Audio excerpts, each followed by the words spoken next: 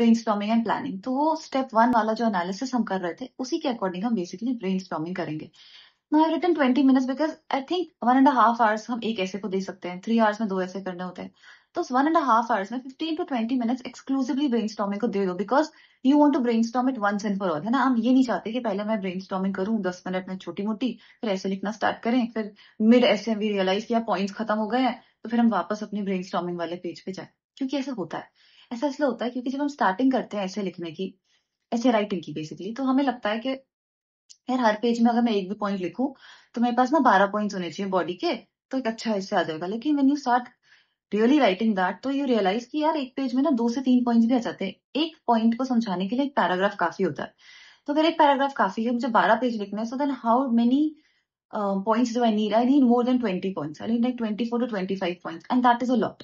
तो ये 24 to 25 points is a very overwhelming number. मतलब 25 पॉइंट कहाँ से ले आएंगे हम एक लाइन के ऐसे के लिए, है ना। 25 थीम्स कहाँ से ले आएंगे।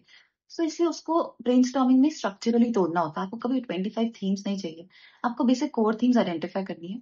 हर एक कोर थीम को जो है उसके बाद सब थीम्स में डिवाइड किया जाता है।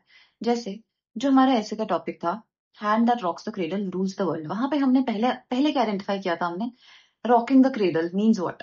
This means the act of enculturation of a child, कि एक बच्चे को आप किस वैल्यू के साथ बड़ा करते हो, कैसे उसका ख्याल रखते हो, कैसे उसको छोटे बच्चे से एक वेल डेवलप्ड अडल्ट बनाते हो देश के लिए, समाज के लिए, फैमिली के लिए। That is what rocking the cradle is trying to talk about. Nurturing कैसे हो रही है चाइल्ड, एनकल्चरेशन कैसे हो रहा है चाइल्ड का।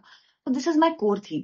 अब इस कोर थीम के अंदर मैं बनाऊंगी सब थीम्स। सब थीम्स क्या बनी, पहला होगा वो एनकल्चरेशन जो मदर करती है, सेकेंड होगा वो एनकल्चरेशन जो फादर करते हैं, थर्ड होगा जो फैमिली के अदर मेंबर्स करते हैं लाइक ग्रैंड पेरेंट्स, नेक्स्ट होगा जो आपके नेबर्स, आपके सोसाइटी वाले जो भी बच्चे के साथ इंटरेक्ट करेंगे वो करते हैं, नेक्स्ट होगा जो स्कूल में उसका एनकल्चरेशन होता है, क्योंकि यंग मैल्येबल एज में वो स्कूल जाता है और वो स्कूल से अपना वैल्यू सिस्टम डेवलप करता है। तो वो नेक्स्ट पार्ट होगा। लेकिन ये सब किस कोर थीम के अंडर आ रहे हैं, एनकल्चरेशन ऑफ अ चाइल्ड के, जो मैं उठाऊंगी from the key word that I have taken from the topic which is rocking the cradle.